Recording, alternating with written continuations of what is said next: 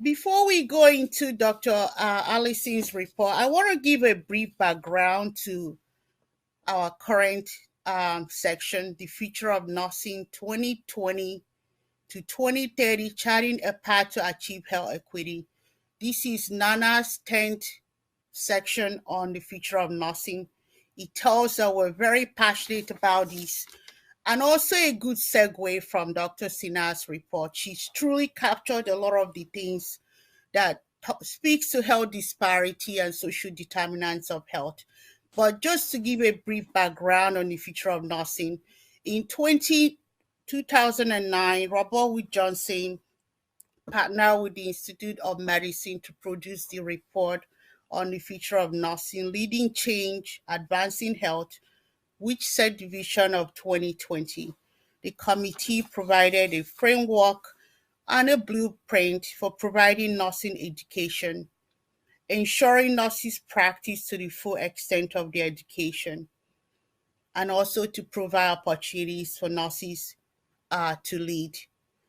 Fast forward to today, we have this current report, The Future of Nursing 2020-2030, Charting a Path to Achieve Health Equity.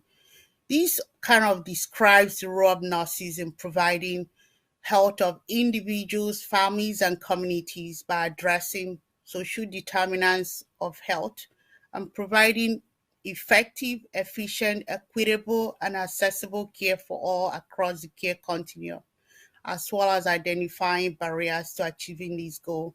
So our three distinguished speakers today would provide some insight on this report. And I'm going to hand this over to Dr. Allison Squiries, who would lead this section for us. Welcome, Dr. Allison. Thank you, Dr. Sandra.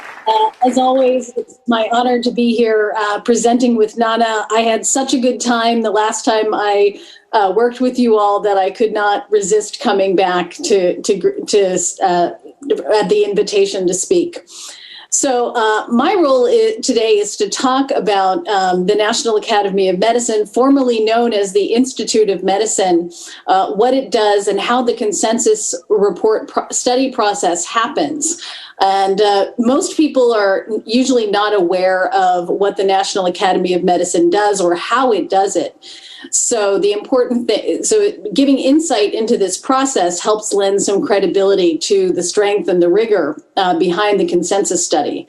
So the National Academy of Medicine was actually started by President Abraham Lincoln, and he wanted an organization within the government structures that would actually be able to provide independent scientific results. And so that it was started as the National Academy of Sciences.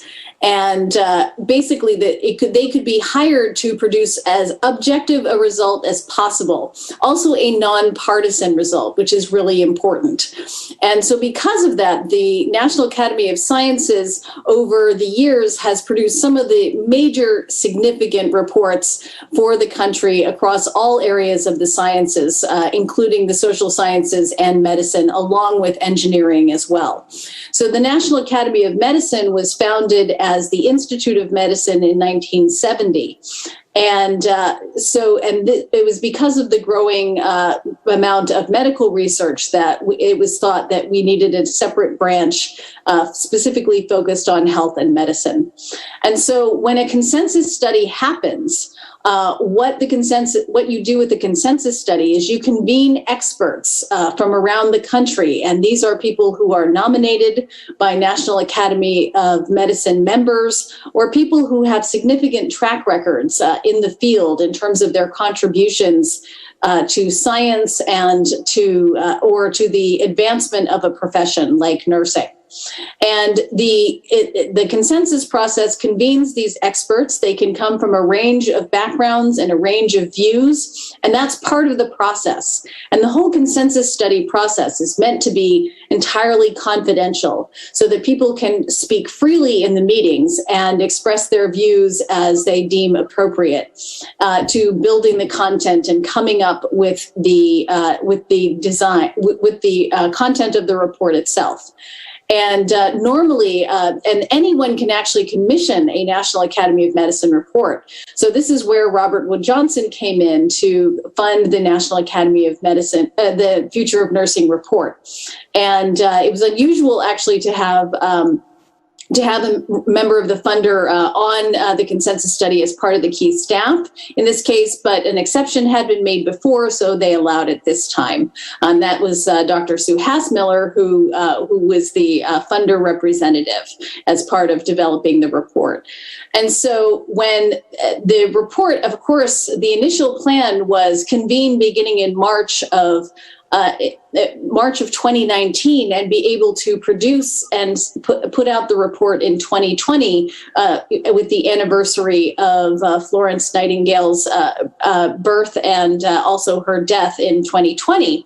Of course, the pandemic interrupted everything. And so the report actually ended up being extended and took another year because we had to be able to incorporate the effects of the pandemic on the workforce and do some future visioning in terms of where things would go.